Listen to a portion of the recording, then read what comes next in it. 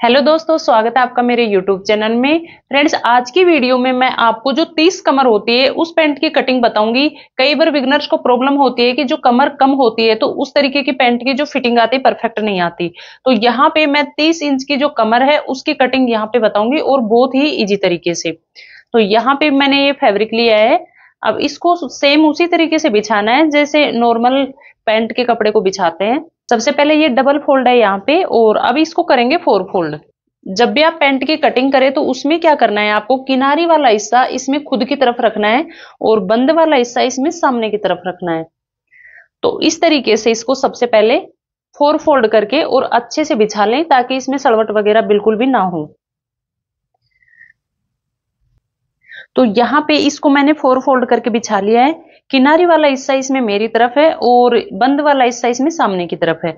अब सबसे पहले आपको क्या करना है कि यहां से नीचे से फैब्रिक जो भी है आपको इसको बराबर कर लेना है, कहीं से भी ये छोटा बड़ा ना रहे। इस तरीके से एक मार्किंग कर लेनी है। ये मार्किंग करने के बाद यहां से ये फैब्रिक है इसको यहां से कट कर देंगे। यहां से कट करने के बाद सबसे पहले लगाएंगे 2 इंच पे एक मार्किंग, इस तरीके से नीचे से फोल्ड करने के लिए। यहां से 2 इंच पे एक मार्किंग करें और शेप पट्टी से एक लाइन ड्रॉ कर देंगे।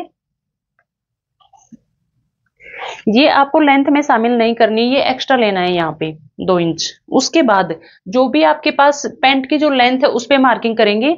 तो मेरे पास जो पैंट की लेंथ है वो है 37 इंच।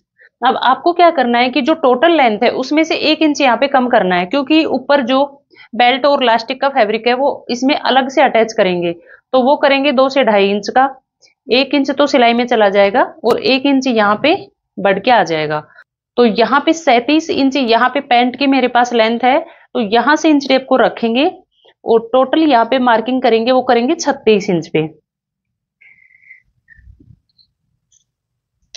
1 इंच यहाँ पे मैंने कम करके लिया है और यहाँ पे लाइन ड्रॉ कर देंगे इस तरीके से।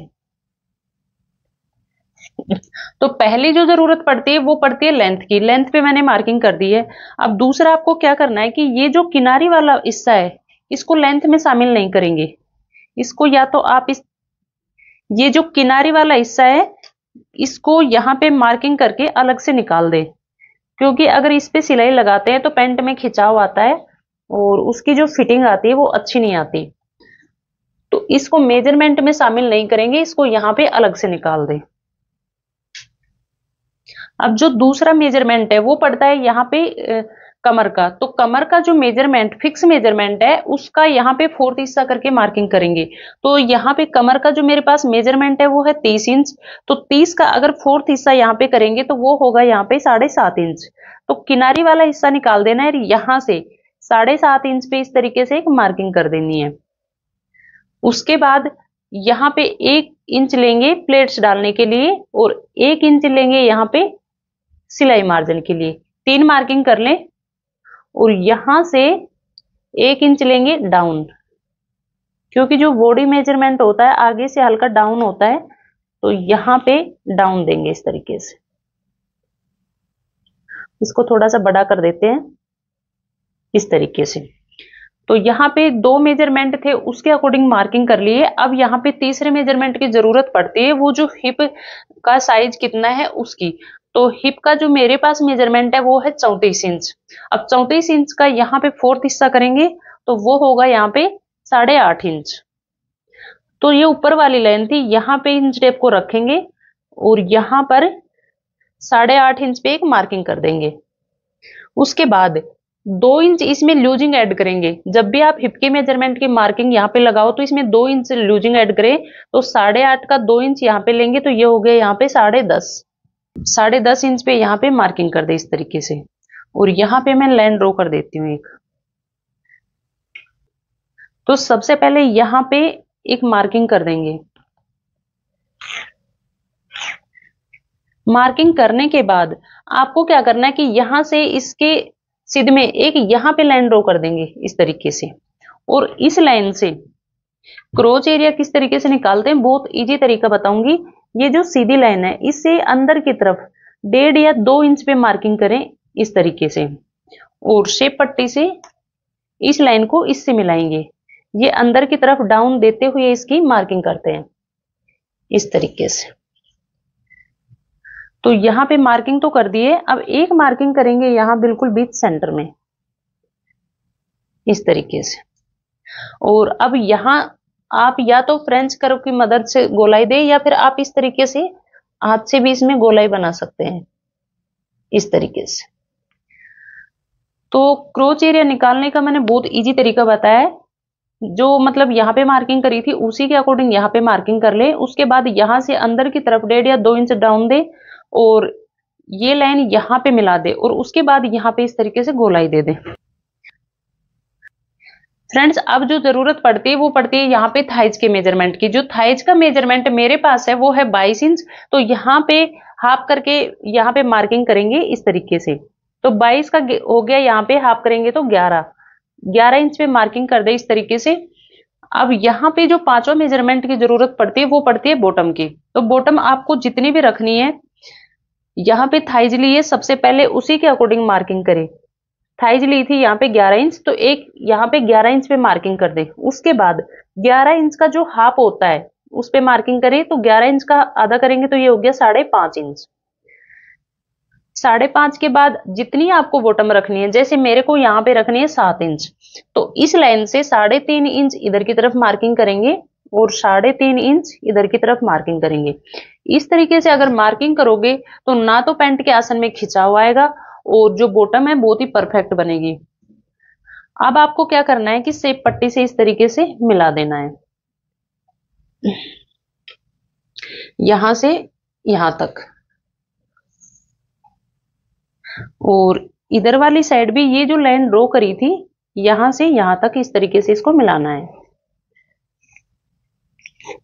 तो फ्रंट पार्ट की मैंने मार्किंग कंप्लीट कर ली है। अब करते हैं इसकी कटिंग। अब इसमें मार्जिन करेंगे, जो सेकंड वाला पार्ट है उसमें ऐड। आपको क्या करना है कि इस साइड वाले चारों पार्ट यहाँ पे कट करने हैं।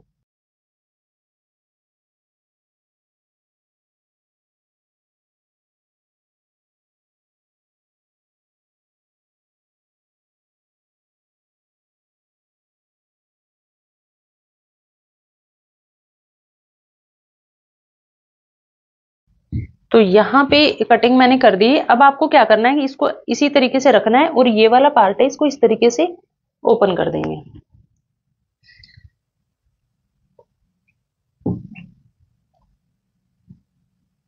अब इसमें करेंगे एक्स्ट्रा मार्जिन 2 इंच का जो लेते हैं। तो आपको क्या करना है, सबसे पहले इंच टेप उठाना है और यहाँ पे 2 इंच एक्स्ट्रा एक मार्किंग यहाँ करनी है और 2-2 इंच पे इसी तरीके से मार्किंग करनी है।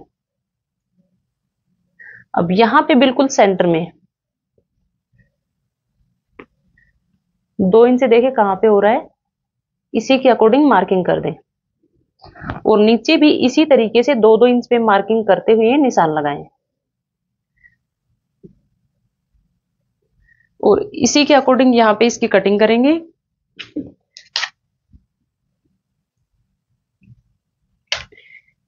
यहां से इसको बिल्कुल इस तरीके से रखेंगे और यहाँ पे इस तरीके से और सीधी लाइन ड्रॉ कर दें। इसी के अकॉर्डिंग यहाँ पे कटिंग कर देंगे इसकी।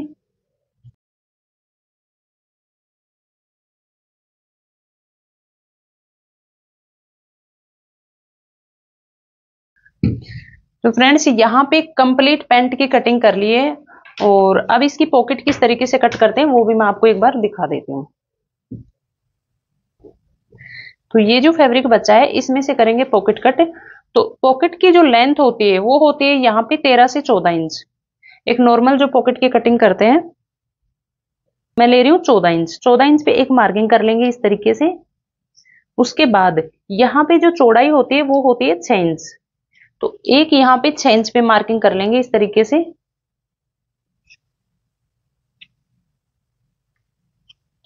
और इसको यहां से कट कर देंगे।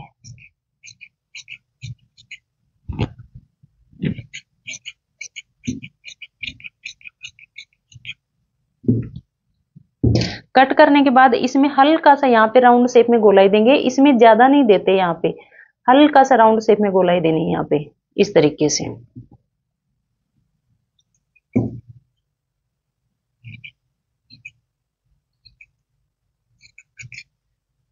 तो ये हो गई यहाँ पे पॉकेट की कटिंग।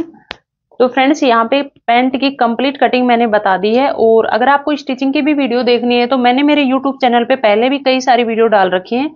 वो थोड़ी सी हैवी साइज की, नॉर्मल साइज की थी। ये थोड़ा सा जैसे कि 30 इंच की कमर और थोड़ा सा नॉर्मल साइज था। तो अगर आपको स्टिचिंग की भी वीडियो देखनी है तो आप वहां पे देख सकते हो। और अगर वीडियो पसंद आए तो लाइक शेयर जरूर करें, चैनल को सब्सक्राइब करें। मिलते हैं नेक्स्ट वीडियो में। Thank you so much.